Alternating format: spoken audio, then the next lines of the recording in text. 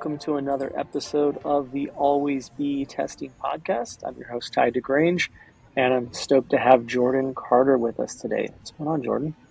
Doing good. Ty, how you doing? Pleasure to have the time with you this afternoon. You betcha. You betcha. It was so nice to meet you at Affiliate Summit in Las Vegas, and it's good to talk to you today and delve into all things affiliate and performance marketing. Yeah, Um, excited to be here. Absolutely. Thanks for coming on. And it sounds like we might be able to see you in your neck of the woods at PI Live in Miami in a few weeks. Yeah, just what is it, 14, 2 weeks away? Yeah, I guess my backyard, about an hour away, but definitely excited for round two of that in Miami and new content, fresh faces, new location. Should be a good show. Yeah, absolutely, absolutely. And correct me if I'm wrong, but are you up for an award at the show? Yeah, collaboratively, we are shortlisted for 2 awards with our efforts with Bro Bible and our former agency, Dentsu/Kara. We're up for best cross-channel strategy and best full-funnel strategy. And so very excited to be nominated and shortlisted for those. Awesome. Well, congratulations. Stoked to, Thank you. to see you out there with a lot of good folks. Well, let's dive into it, man. Let's dive into the realm of the learnings, and you've got a lot of good ones. Maybe just to start out, like, how did you get into affiliate marketing? Yeah, it's not necessarily an industry I thought I'd find myself in, post-college, but I kind of stumbled into it, if I'm being honest. I was doing recruiting right out of college, like I feel like most folks do. If you haven't put your hand in that pot at one point or another, then you haven't been educated or seen the darkness of those days. But I was in the process of actually moving from Indianapolis to Michigan, and I got connected to a person that owned their own trucking marketing company, and I was very confused what they did. And they brought me in for an interview, and they said we're looking for an affiliate manager. And if I'm being honest, I sold my way through that interview, ended up getting the job, and then I remember my first week there, I was still Googling what is an affiliate. We had 2 contracts. We had one that was here's a partner, and here's one that is here's a brand. And so I'm 22, 23, not sure what an affiliate was. Building this affiliate program from the ground up, and come to find out these guys are hyper focused in 2 very unique places. And I'll preface that this is lead gen based, but truck driving school leads as well as trade school leads. And so one, I had to learn a new industry, an older industry, I guess, but newer to me. And then 2, I had to build out the foundation of how to run that program. And we went from $0 a month on affiliate performance to $60,000 a month profitably in a matter of 6 months. Again, all lead based, all very, very niche. But we even did stuff with career builders. So this is back in the day when career builder was still top of mind. But from my understanding, the company is still doing quite well. This program is still thriving. So got my feet wet there, and it just kind of snowballed into other opportunities, whether it was network side or publisher side, whatever the case may be. I mean, it opened up that door, and now I'm hooked. That's awesome. That's awesome. Yeah, it's so funny to hear how people get into the affiliate marketing world, and it feels. I think there's some recurring themes in those stories. It's rarely okay, how do I break into affiliate marketing when I graduate college? It's often by chance or by some other means, and it's Yeah. really funny to hear that from you as well. We had an agency that hired someone fresh out of college, and one of the first things I asked her was, "How did you get into this? Why affiliate? This isn't a course they teach in college. It's a course you can find online a million different places, but it's not a course you can find in college." So I was just eager to be how did you stumble upon this? It's your first job. So yeah, definitely very interesting. Yeah, and kind of similar to that, what kind of drew you in? What kind of has allowed you to stay in affiliate marketing? What do you like about it? Yeah, I like that there's, as much as it is a very small knit, tight knit community, everyone seems to know everybody. And speaking of which, I feel like I've seen your name all over LinkedIn for years. So for us to have finally met in Vegas this year, to me, was just I'm not sure how that's possible. But It's such a tight knit and fun community, but at the same time, like there's so many different ways you can operate with an affiliate, whether it's the vertical you're in, whether it's operations, whether it's, even like a commerce manager within like a publisher itself. There's just so many different facets that you can plug yourself into.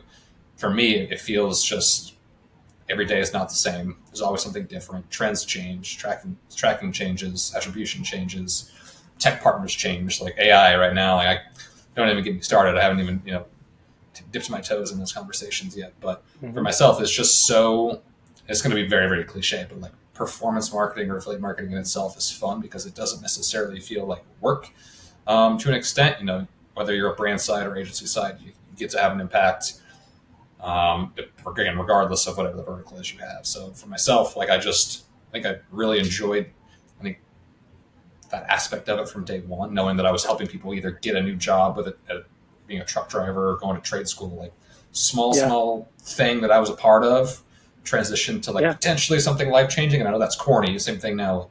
Shark Ninja, I'm no, selling vacuums and air fryers, right? Like I'm not changing the world, but I'm in some ways like it just comes full circle. yeah, that's awesome, man. No, I think just to like dovetail off your comments, I think that's so cool. There's relationship aspects, there's the comment, it doesn't feel like work, as I think really rings true for me and a lot of other folks. You're you're developing relationships to test, to build, to drive revenue, to drive outcomes. You are helping genuinely. You're looking for those complementary things, and I like how you kind of touched on this. It is certainly multi-channel, and there's just so much. It's not like you're given kind of this siloed little corner of the internet and said, "Hey, hang out here and stay here, and don't come out." Instead, you get to like play with a lot of different things. Like Yeah. you don't. There's a lot at your disposal in affiliate marketing. I don't think people fully realize, which you certainly do. Yeah, and to that point, like the relationship aspect to me is maybe the most important because it's so tight knit. Like people tend to just find another role or another company within the industry that they can take their talents to, but at the same time, like, are you taking the relationships that you've built with you?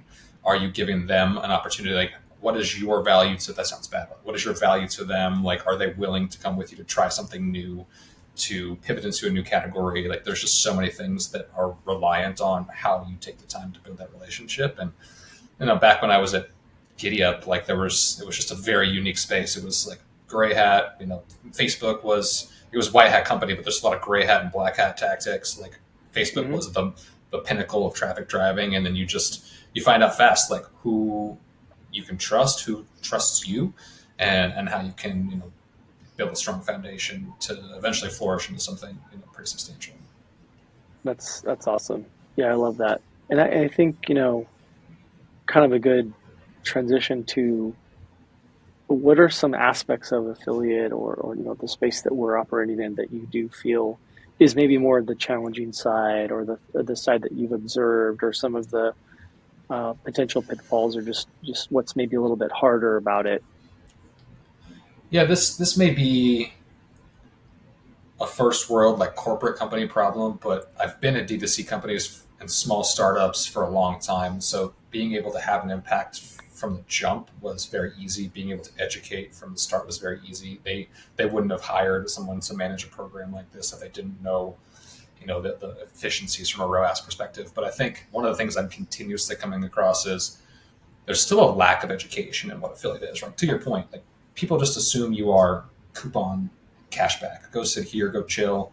We'll come back to you when we have issues or concerns. But like they don't truly understand that review you read, or that best of list, or that gift guide you came across, or this creator that's posting to their LTK. Like that's an affiliate model, right? There is just so much lack of education, especially when it comes to C-suite executives, et cetera, that know it's a thing, that know it's a channel that they need to be efficient in and have resources in. But at the end of the day, you know, as the industry evolves, so do thought processes around how do we tap into affiliate from day one versus it being an afterthought. So I feel like that's just a continuing conversation I'm having, even internally. And I'm seeing agencies pop up or consultants pop up left and right. So that just tells me what I'm hearing and feeling is just being confirmed, right? Like there's people going out and just trying to be that advocate for other brands, regardless of size.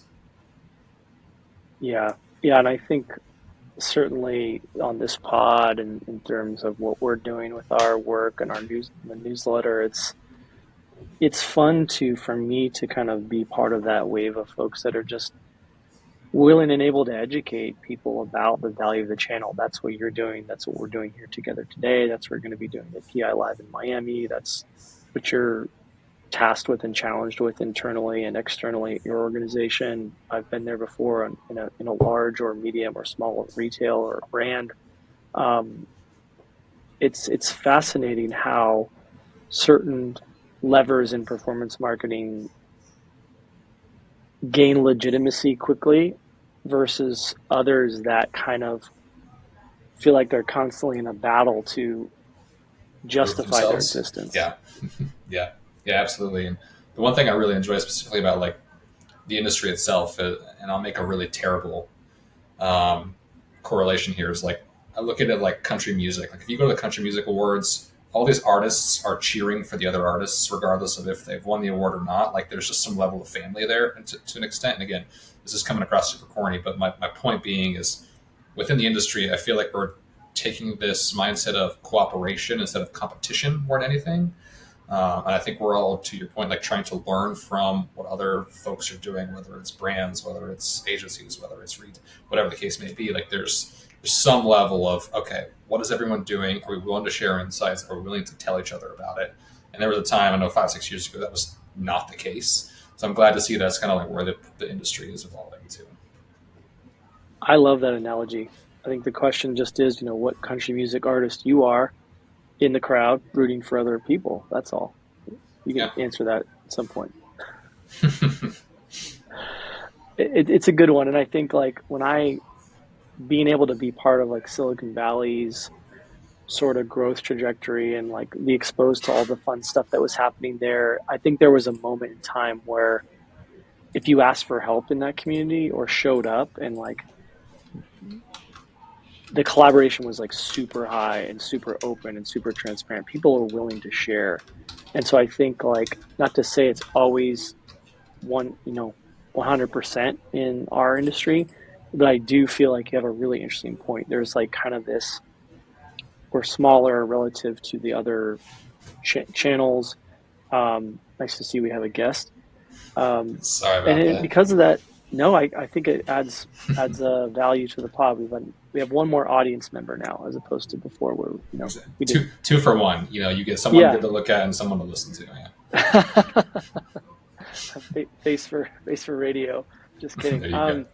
But like I think there's like a lot of collaboration and willingness to work with each other, figure things out, uh, move the industry forward. And I think there's good things to be said there, not to and also challenge stuff. You're not necessarily always just hyping up the next thing or clapping each other on the back. There's a little bit of like, hey, are we doing this the right way? Is this set up for the long term? So I think you're bringing up some really valued observations on how this space operates and how you want to see it, progress.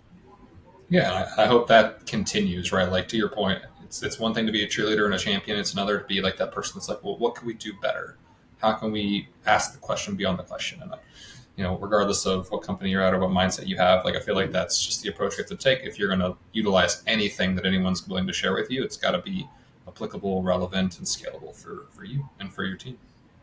Yeah, exactly. That value piece you referenced earlier is totally, you know, a reasonable request and part of what we're all, seeking and working on and aiming to deliver. And it's a really valid point. As you know, big theme of the pod: learnings, experiments, things you've kind of gathered and to improve. You've had some awesome experiences, and agency, as you said, publisher, brand. What are some of those maybe learnings that stand out to you as you've progressed through your career? Yeah, great question. Three kind of come to mind. The first one being, I transitioned out of being like lead gen focused, and then as soon as I moved to Florida, my focus was around e-commerce. Again, this was like an e-commerce network bridging the gap between uh, D2C Shark Tank like brands, and then like your traditional media buyers, not so much agencies. And if they are agencies, they're a little smaller. That's how Giddy Up operated. And so for myself, truly understanding the difference between traffic sources and like how much reliance there was on Facebook, how to iterate, how to test. I mean, that company, that team prides themselves on being kind of best in class and testing it themselves first, proving it out, sharing it with their affiliates, with their publishers, so that they can replicate that success. And so when we were hitting, cookie issues and traffic issues with Facebook back in 2018, 2019, you could really feel like the shift in the industry on like people are going to have to adapt. We can't just force a square peg into a round hole. And so I was, maybe fortunate enough to see that a little bit early on. And so I kind of pioneered an influencer test here and there back when like it was still kind of small, not necessarily as relevant, especially the products they work with, right? Like their impulse buy products, like anywhere from 20 to $100, nothing crazy, but still to get some sort of buy-in from an influencer to at least test that was super unique. And then, additionally, some of my top partners that I was working with at that time were not Facebook partners. I had folks that were very heavy into Google Display. Something that takes a long time to scale and ramp up. But like once you get that positioning and once you find those efficiencies, like the volume's there. And so, early in my career, seeing that transition go from, Facebook is king to diversification is key. And I think that is just like across the board, something people need to learn is you can't have all your eggs in one basket. You need to be as diversified as possible as long as the efficiencies are there. That was one of the early on learnings of this isn't quite, cut and dry, set and forget it, cookie cutter. Like there is a lot of work that needs to go into this, especially to your point earlier about relationship building. It came down to that quite a bit. If I'm going to pitch someone an offer, it's got to make sense. It has to be proven, and I have to kind of give them the keys to success. So that was a big one. And then like the second one, macroeconomic factors are a major impact, can and are a major impact on the impact of your program, right? So my time at Giddy Up came to a pause, and then I ended up working for a mattress in a box company that maybe some of you have heard, maybe some of you haven't. It's called NOLA. They're best known for side sleepers, mattresses. They were acquired recently by one of those larger companies, but I started with them in July 2020. So peak pandemic, right? Like stimulus checks were a thing. Everyone was sitting on extra income. They weren't spending it as much. They had time at home to improve their surroundings, their sleep, their habits, etc. So heck of a time to be in the mattress industry, let alone like the bed in a box industry. And so that was a lean and mean company. I was there for more of a year and a half, but I was one of 7 or 8 people. And so you wear a lot of hats, but at the same time, like as you ride the wave of demand, you also have to prepare for when that demand slows down. And so we were developing new products. I was helping them with business development on top of just, managing an affiliate program, transitioning that affiliate program from, a very base level platform to, an upper echelon program. You expect those demands to come, and then at some point you have to be willing to slow down, optimize. And for myself, like once people started getting out of that pandemic mindset, and I'm in Florida, right? So like, did the pandemic even hit here? I'm not even sure. People operated like it was like nothing changed. And I say that loosely, like obviously it did happen, but it was people were out and about all the time. It was nothing crazy. Yeah. Um, Texas as well. Yeah. Texas as well. I mean, I could walk. I think the benefit is I could just walk to the beach every day and I'll keep a distance, but like I was not necessarily restricted in Yeah. all the same Didn't have to ways. massively alter your life necessarily. Yeah, exactly. And so knowing that at some point people are going to go back and do that and those stimulus checks go away, we overproduced, we over marketed, and we didn't have the demand or the supply to be able to Yeah. continuously keep up with that. And so business development growth slows down. There's only so much you can really optimize.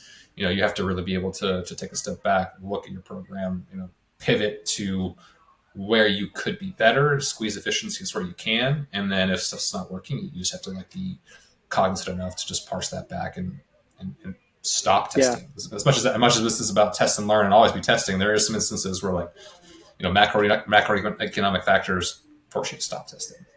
Absolutely. Absolutely. Great. Those are great ones. The last one, is a bit of a unique one. So I did spend some time at a publisher, not super well known. It's called Love to Know Media, or lovetoknow.com being their primary website. Anyone that plays Wordle, one of their other sites that they have is like specific to that, and it's maybe their most trafficked. But I wanted to take you know, my chance at selling sponsored content, being on the publisher side, understanding what it's like to be on that side of things, trying to, we'll call it, round out my experience. Hmm. Because as an affiliate manager, or even in the affiliate space, like when you're trying to work with publishers, like, you don't quite understand why things take so long, or why there's pushback, or why there are. At the end of the day, like for a lot of people, like publishers still operate in a very archaic way. There's a lot of hoops to jump through. There's a lot of chains of command to run that up, right? So like Yeah. I did not realize that going into things. And so I'm in a smaller company. Again, LTK is what we called it, but it's not LTK, like influencer tagging.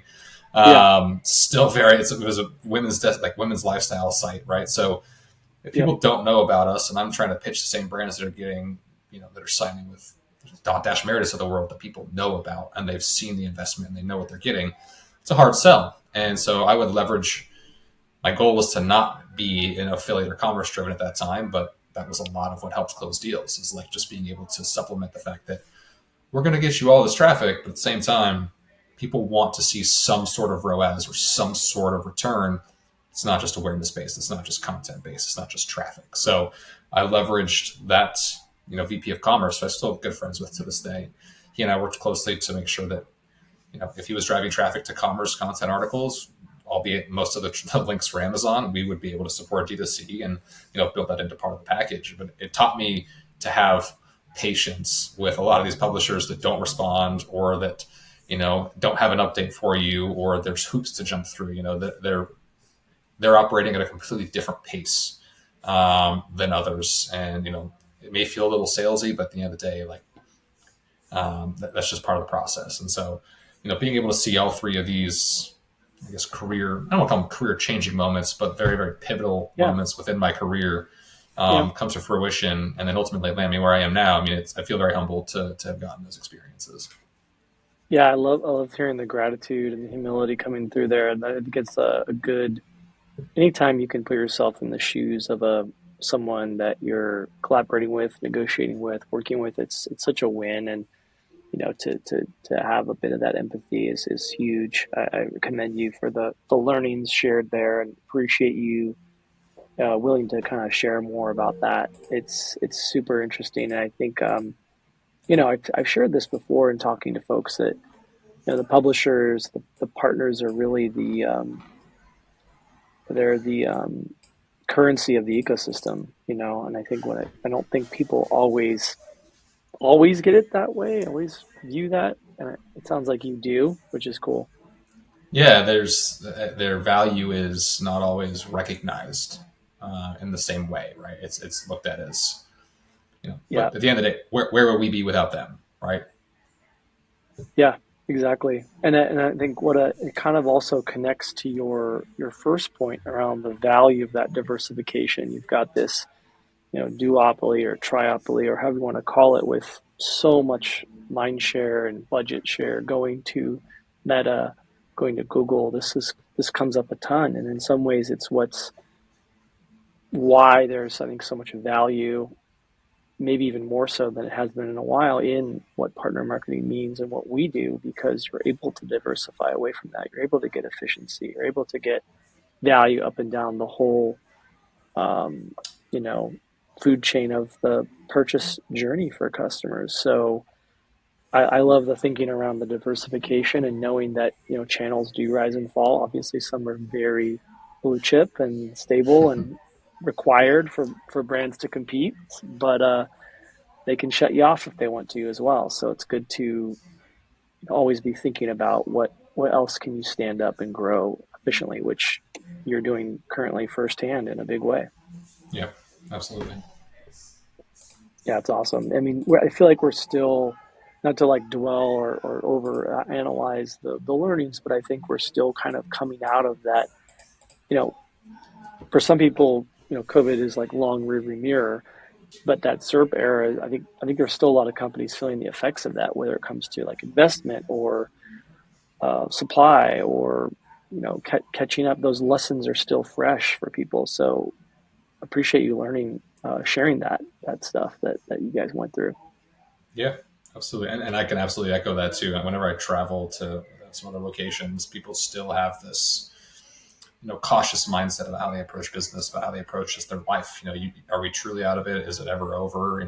This had a lasting impact on all businesses. And I think Shark Ninja is a testament to that. I mean, I feel like we see other companies that are just happy to be flat year over year, or not have to go through layoffs. And that's the reality of what we're working in right now. And I apologize to anyone that's going through that. I mean, it is a tough time to be in the industry, and that's the reality of what we work in. But there's certain companies that can approach and have approached that in a different way and come out of this in a little bit more of a positive light. So I'm hoping that this was a big learning moment for every company, not just folks that are focused in partner marketing and performance marketing.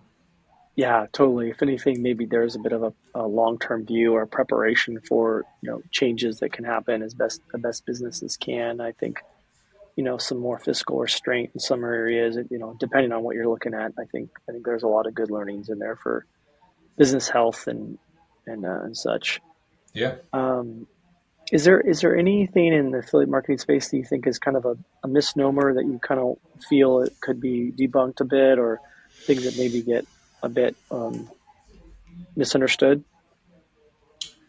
Um, Tons probably, but as far as just like one, as far as one that stands out the most, and it kind of just ties back in, and not to belabor like the lack of education piece there, but I think we get pigeonholed as like we are one thing. We are lower funnel, do what you do best, don't venture out, right? I think that is just in general what we've always been known as.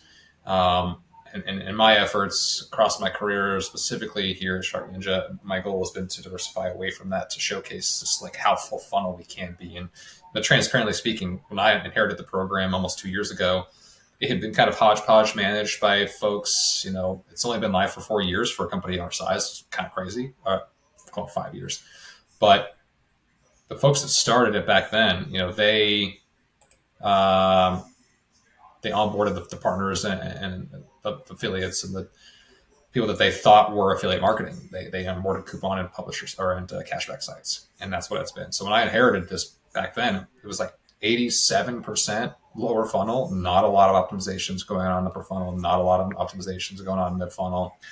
Commission rates for content partners through reviews was some of the lowest I'd seen. So I had to just take a step back and realize like people have us in a bucket and in this box, and realistically like that needs to be broken immediately. Like we do have a full funnel impact, attribution aside, last click aside, like we do have the ability to have a full funnel impact. And the more you can again spend time diversifying away from that, the better it's going to be for you long term, to the point where almost 2 years now, I think that 87% is down to like 60. So we definitely have those partners in play, and we definitely still leverage them, but in unique ways and in more test and learn ways. I mean, this isn't like, you know, rocket science or anything, but like we've recently started implementing like cashback flash sales on Fridays and then the 15th and the 30th of the month. Like we're emphasizing paydays, regardless of how that looks for a promo we have on site or new products or whatever. Like if we can, do more a la carte stuff like that, have a more strategic approach to how consumers utilize and view their funds and view shopping behavior, the better it'll be. And then obviously that's where they still have their percent of that 60%. But we collaborate. This is something I'm going to speak at a PI Live is I collaborate quite a bit with our PR agency because affiliate and PR in a lot of ways are church and state, but the session I'm speaking at is more about how we become allies and how we work together. So I'm championing like seeding products the same way PR does, especially like trying to get day one reviews of new products. But how do I work with them versus step on toes? Like if they have 15 they're going after, there's probably 15 more that I can try and work with that don't overlap with their efforts. Right. So, taking the blinders off and getting out of this box of this is where we're supposed to play, to your point, and really looking at this from a full funnel approach, like that is where the industry should be going, needs to be going. While lower funnel efforts are going to continuously get better and optimize. and new tech will always introduce itself. Like there's legacy partners and there's legacy relationships for a reason. Yeah, I love that. I've had that similar takeaway when I'm helping a large brand, internal kind of navigate, PR and affiliate. And I think you hit the nail on the head. There's such an opportunity to cooperate, collaborate, transparently kind of divide and conquer and support each other. They can be very complementary if they're set up properly. And so I'm stoked to hear that you're speaking on that at PI Live. And I think that's a great topic that, similar to other points, needs to be educated and evangelized more. So good on you. Yeah, appreciate that. That, that's awesome. That's awesome. Um, you kind of touched on this a lot already of some of the educational opportunities and the diversification and going beyond the perception of lower funnel only and actually moving those metrics in a great way. What other things have come up for you, or learnings, or accomplishments, or aha moments, or observations of building out and improving the affiliate program at Shark Ninja? Is there anything else that maybe you want to share with the audience? Um, yeah, Shark Ninja's a very unique place. I think of it as like the most corporate startup I've ever been at, right? So like we move very, very fast. And this is a little cliche. I feel like there's a lot of companies that will say that, but because we launch, global company, we launch 30 new products a year, whether that's a net new category, like we just launched a cooler last month. And it's not like something super crazy, but we made a drawer that is cooler or a fridge like temperature, no soggy sandwich, stuff like that. Like we innovate on simple things that other brands tend to ignore. And so whether it's just upgrading an existing air fryer or a new model of vacuum or whatever the case may be, like we have a huge new product launch schedule, and affiliate is a big proponent of that. When I started, it was not, it was an afterthought. And so, you know, specifically even like budgets, like we have typical budgets that come into play, but when it comes to like, if I go to talk to someone about I want to support a product, everyone assumes like Shark has a budget. Shark does not have a budget. Shark cordless, this SKU has a budget. So like the way we approach is very, very different. The way we go to market is very different, and we have to force ourselves to be very agile to demands from the company. Maybe we have a product that's launching in 2 weeks, but for whatever reason we have shipping issues, so we have to push it out 2 weeks, and then we just have to pivot accordingly. So it is very much so an agile company. The program itself originally, was just the U.S. We launched Canada back in April, I guess literally a year ago this week. Crazy. So now, like, North America presence is growing, and we're continuing to leverage a lot of the insights we have here, those best-in-class practices, to support our partners in the UK. That team's been around for a long time. Germany is a strong market for us as well, and the EMEA expansion that we have is large right now, just to ensure that we have this type of channel efficient in every possible market that we go into. And so it's an ongoing process. More often than not, I'm pulled in to support Amazon or Walmart or something that I don't necessarily have the means to support, but we make do and we try and help where we can. But Shark Ninja as a whole is a very fun spot. Obviously, being able to see some of the new products that are coming down the line, there's some cool ones. Keep your eyes out, especially when it comes to summertime. It's just a fun place to be. That's awesome, man. Congrats, and it's exciting to watch and continue to see the evolution. Lots more to follow and discuss and support each other on. And again, like, congrats on the finalist nomination at PI Live in a few weeks. You talked a little bit, reference the Bro Bible integration. It seems like those are becoming more and more popular, more and more important to consider those types of integrations as part of your partner marketing mix. For brands, that are kind of looking to do it without giving away the secret sauce, just what are some things that people need to consider or think about, when they're setting up an integration like that, especially maybe more long term or larger? I'm just curious to know if you have learnings or thoughts there that you want to share. Yeah, the Bro Bible TM Plus integration was very, very unique. Personally, I've seen TM Plus programs in the past. Primarily, they are cashback coupon loyalty programs. We're offsetting, media in exchange for the rights to bid on those terms, and so that's great. the one thing that I wanted to see different was content. And so content was something that I've been chasing, didn't want to necessarily pay for because I didn't have a flat fee to support it. Um, but all of the content sites didn't have like a media buying team or the means to necessarily build out campaigns to support the search aspect around the whole campaign. And so, we got introduced to Real Bible through our old agency. They've worked with them in the past. I've heard of them 100 times, but I've never had the chance to work with them. We did this in Q3 of 2023. The biggest time of the year for us to launch new products. So, I said, let's test this. Let's ensure that we support. This was just for Ninja because I think doing both at the same time would have been nuts. But if you're going to try it, ensure that they work very, very closely with your SEM team. Ensure that they know like what terms they can bid on, and if there are terms that the SEM team is not able to profitably bid on, or like costs go up, and we want to offset that. Like just that open line of communication to ensure that that's happening frequently. It's great. We had weekly calls to ensure that they were up to speed on the promos that were on site, because the content that came out was new product reviews. It was like a deals page, Ninja's best deals of August, etc. But that was constantly updated. A lot of value add placements, just a lot of working together to ensure, whatever they were seeing profitability wise was being either reinvested, or if it wasn't profitable, why? Code creation, etc. You have to be very in the weeds with a partner that you're going to allow to bid on your terms, because at the end of the day, they're going to be a reflection of your brand. So you want to make sure you have those insights, that control as much as possible. Grateful for that team and for the agency that we worked with at that time to give us the chance to do that. For a first time out of the gates cold campaign, we were ROAS positive, which I'm very, very happy about for a company that doesn't typically buy deal related stuff like that. It was great to see. And I think one of the more fun things for me was during that time, if you went to the Bread Bible's page, the home page in the main nav, they have certain drop downs, but like we had them input one that was just said feast, and just trying to stay on brand with their folks.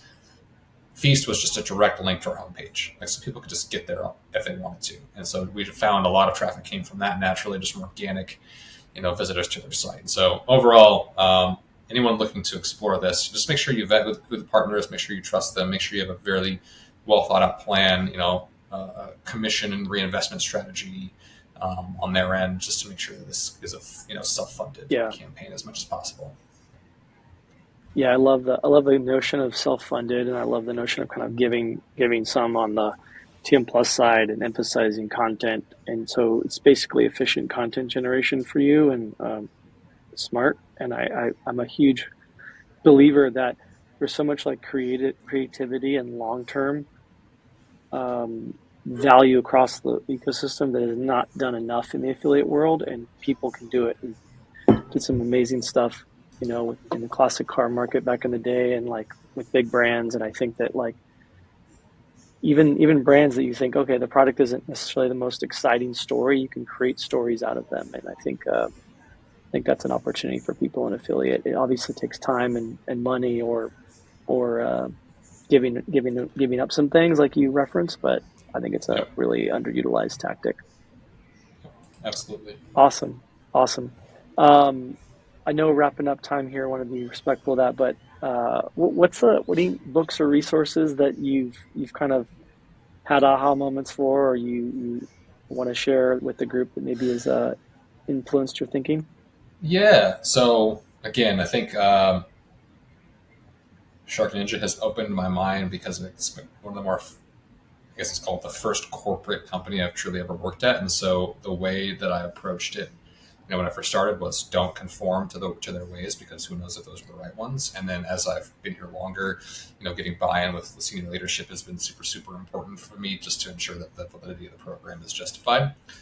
I was given a book, and this is going to sound lame, and just reading the title is going to be a little unique, but I'm looking to continue to progress my career here, to take on more leadership roles. And so the book is called How to Win Friends and Influence People by Dale Carnegie. And so this is like very realistic, real life situations to kind of change the way you approach situations so that you're a little less biased. Like it's just not biased if possible, to, having a different view of perspective of what someone's going through, how they respond to something. I'm not done with it yet. I'm still kind of going through it because I feel like I read the chapter and I want to go back through and read it again because I feel like I've probably missed something. And I'm not a big reader as is, so for me to say that it's crazy. But this book for me is definitely giving me some aha moments on how, even not even at work related, like how I approach just conversations with my friends and my wife, and taking those and putting them into practice in everyday life. And so I think that's a great one to grab if you just have the need to continue to develop your career. Yeah, I love that one. Great reference. It's a classic and highly recommend as well. I love getting your suggestions there. Is there a recent item that you've bought that you're, or in general, that you're just obsessed with that you can't live without? So the cooler for sure, Is because there an I'm in affiliate code for Florida. that too? There, I'm sorry to say, like there's not. We have like a little bit of a window here where we can't discount anything, so we're kind of coming out of that. So if I'm able to share one with you afterwards, I will. Um, Being in Florida, right? Like I between the beach and road trips and whatever, right? Like the need to have a cooler is pretty vital. And so for me, this drawer, again, albeit like not necessarily the most innovative thing in the world, but to put that into a cooler and have it be, sorry Yeti, half the price is a big win, right? And it's the same quality. And I'm not here to slander any brands by any means, but that Shark Ninja specifically, even with Flex Style last year, like there's a little bit of a dupe culture that's out there in the world right now. And as much as this isn't a dupe, it is very much so something that I think everyone can benefit and use and love. I mean, nothing like putting a pub Awesome. sub in this drawer at the bottom of the bottom of your cooler. Love it. Love it, man. This is great. I'll have to check it out. Definitely sounds practical and worthy. And then, yeah, what's something fun and anything that you want to share with the audience, maybe that folks might not know about you? Man, if you really knew me in the industry, you'd know I'm like a very big sports fanatic, and that may be obvious, but some of my folks that I have good relationships with, like I'll just email back and forth random sports puns, in business emails, just because I want to keep things lighthearted and fun and relatable. And so, very big sports guy. As far as just like an old dream I used to have, maybe it someday it could still be a reality, is I always wanted to work for Nike. Um, I obviously know that they have an affiliate program. Not sure if that's on my career path, but just love that brand and everything they resemble, and Yeah, tying it back into sports. Those are two little love it. nitpicky fun facts. Yeah. I love it, man. I'd have to agree with you there, and you can manifest it out with the pod, and who knows what comes back.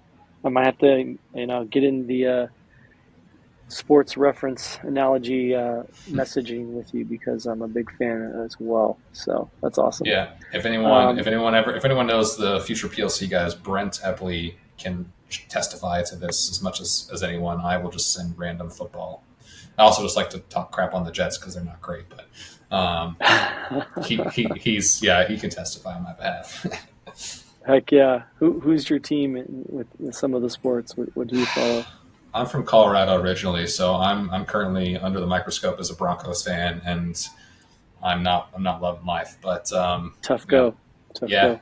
yeah. So far, just we're off football season, so I'm just looking forward to seeing who pulls it off this weekend in the Final Four, and hopefully we can just get through baseball and back to football. Right on. Right on. I love it. This has been awesome. Jordan, appreciate you, all your insights, learnings, some great ones. Always a pleasure. Where can folks find you for folks who want to learn more and connect with you? Yeah, again, thanks for the time, Ty. I appreciate the invite to be on the show today. Yeah, if anyone wants to connect with me on LinkedIn, that's usually the best place to do so. LinkedIn.com/ in Jordan Carter Marketing. We can drop that in there as well. But additionally, if anyone's going to PI Live, schedule's pretty full, but happy to connect on LinkedIn and see if anyone wants to connect, and maybe any of the socials or anything like that are taking place. But yeah, always happy to meet folks in the industries. We can again learn from each other and continue to build the industry up. There you go. Well said. Way to end it. We'll see you in Miami, and great to chat with you, Jordan. Likewise, Ty, appreciate it.